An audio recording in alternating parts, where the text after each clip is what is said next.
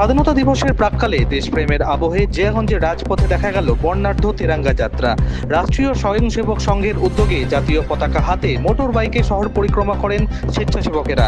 শহরের একাধিক গুরুত্বপূর্ণ রাস্তা দিয়ে এগিয়ে যায় বাইক র্যালি, হাতে হাতে জাতীয় পতাকা আর মুখে দেশাত্মবোধক বার্তা।